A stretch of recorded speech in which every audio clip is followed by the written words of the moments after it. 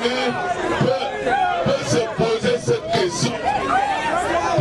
Parce que pendant 42 ans, être à la tête d'un pays comme le Gabon, et je crois que les leaders sont là, ils viennent de faire le tour de ce pays.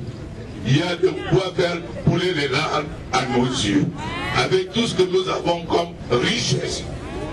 Et à ce moment-là, le Gabonais que moi je suis, je dis, est-ce que Omar Bongo Ndimba était vraiment Gabonais de votre goût?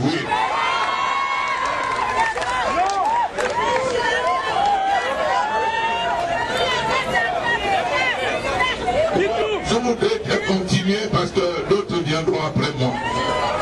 D'autres viendront après moi.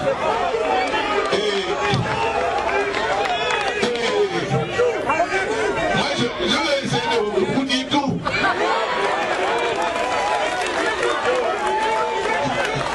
Non, je crois que quand je vous parle, je voudrais que vous soyez suffisamment conscients de la gravité de la situation. Les autres prennent des décisions à notre place et ils nous manipulent. On vous a fait danser pendant 42 ans parce qu'on vous laissait croire que Bongo vous faisait du bien alors que Bongo ne vous faisait que du mal. Vous aurez le temps de vous en apercevoir un jour. Et je voudrais vous dire que 8 mois avant la mort du président Bongo, on me signale qu'il ne passera pas le mois de juin. Eh oui, 2009. Oui, enfin, je dis, mais pourquoi? Il semblerait que la médecine avait dit qu'elle a fait de son mieux pour le maintenir en vie jusque-là et que cela suffisait comme ça. Et effectivement, au 8 juin, on nous apprend qu'il est déjà parti. Que Dieu les garde, ils sont partout là-bas. Mais le problème qui semble être le vôtre, le problème qui semble être le vôtre est celui de son successeur. Mais je vais tout dire parce que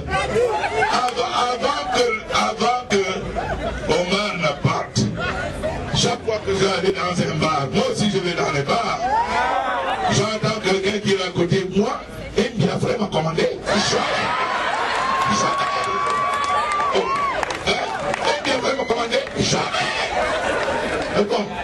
Mais depuis que les Français l'ont mis là, depuis que les Français l'ont mis là, moi je parle à haute intelligible quoi. Mais j'ai dit à la Cour constitutionnelle que cet homme-là, les origines, c'est pas, il est pas la bonne.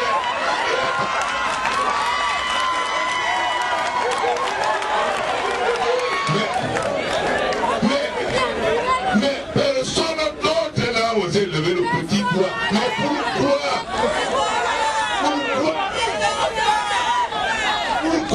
Vous n'avez pas osé lever le petit doigt? Aujourd'hui, l'Internet nous dit il veut tuer maintenant Yondo. Il veut maintenant tuer le président Amikoto. Et il veut tuer le président Amikoto. Je dis, moi je suis comme la tortue. Je suis mort le jour de ma naissance.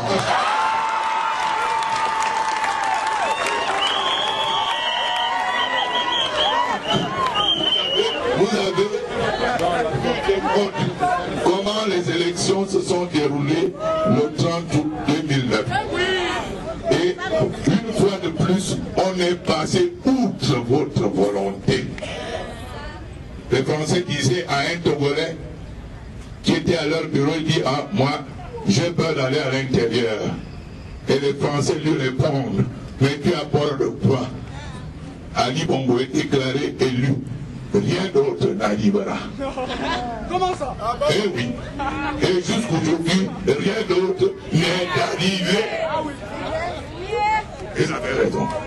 Donc, soit indépendant, ça a été démontré assez clairement, mais il faut que dès maintenant, et à partir du 17 décembre, nous montrions au pouvoir qui n'est pas notre pouvoir, que nous montrions à la communauté internationale que ça suffit comme ça.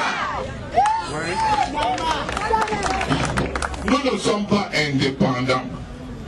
Comment? Nous ne sommes pas indépendants parce que quand je parle quoi? La langue des Français.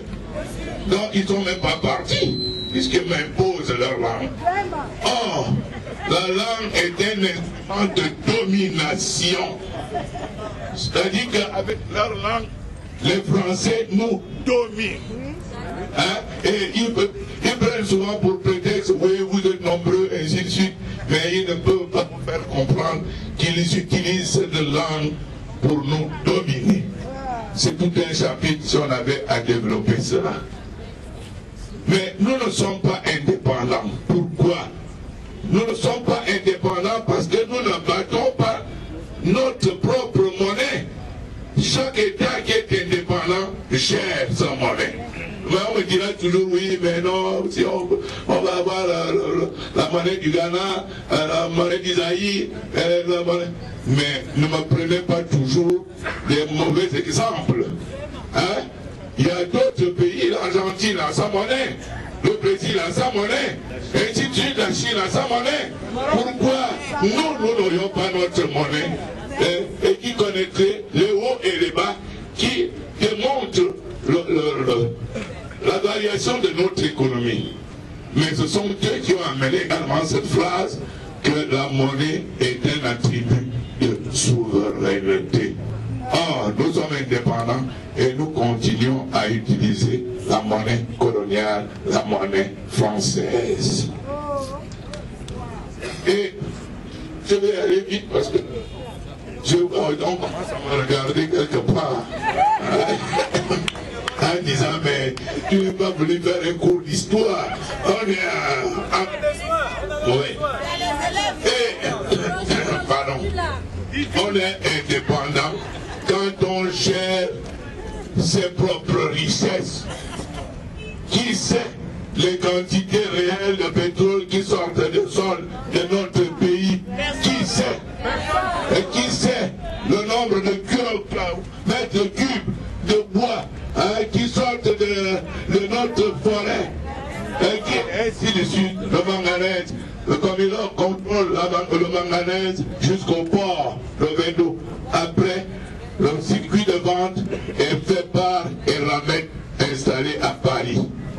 Donc c'est de nom que nous disons aujourd'hui que nous avons des richesses et c'est de nom que nous disons que le Gabon est riche. Mais nous-mêmes, nous ne traitons pas ces multiples richesses et nous gardons un véritable complexe. Or, le pouvoir doit prendre des jeunes Gabonais, les former dans tous les secteurs, de manière que nous-mêmes, nous mettions en place et des sociétés et des structures qui nous permettent, nous, d'être compétitifs et que nous puissions nous-mêmes gérer notre économie. Bon, alors donc, excusez-moi, je vous l'ai dit tout à l'heure, mais je voudrais terminer en attirant votre attention effectivement sur le fait que si l'élection du 17, l'élection du 17 est considérée pour nous comme un moment crucial, c'est parce qu'il faut commencer à faire comprendre aux Gabonais que ce sont eux qui détiennent le pouvoir. Je vous rappelle que en 2006, à l'élection législative, le PDG n'a eu au sortir des urnes que 23 députés. Mais ils se sont retrouvés à plus de 85 à l'Assemblée nationale. Nous ne savons pas quelle alchimie ils ont fait pour écarter ce qui était. Il faut que vous preniez conscience, effectivement, que sur nos listes électorales se trouvent les noms des étrangers. Et quand on commence à mettre les noms des étrangers sur les listes électorales, mais ces gens-là vont se substituer à nous. Ils vont prendre le pouvoir et continuellement chercher à le donner aux étrangers. Et c'est nous qui risquons d'être des étrangers dans notre propre pays. Réveillons-nous.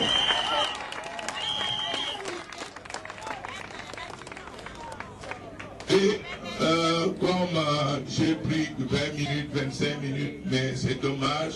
Mais j'espère au moins que vous comprenez aujourd'hui que le Gabonais doit se mettre debout. Le Gabonais doit être un patriote. Il faut que nous soyons des patriotes. Je dis aux jeunes qui nous disent, mais ces vieux-là nous fatiguent. On n'enlève pas les gens qui sont au pouvoir. Je leur dis, mais ailleurs, les jeunes ont renversé les régimes. Les jeunes. Et le travail que nous faisons aujourd'hui, nous le faisons pour vous. Hein? Nous sommes des partants. Mais si vous-même, vous ne prenez pas conscience de cet état de fait, vous ne prenez pas conscience que vous devez vous impliquer pour que vous preniez en main et décider de ce pays, vous risquez d'être des esclaves demain. Je vous remercie. D'abord, en 2009, vous avez voté ce régime. En 2009, vous avez voté ce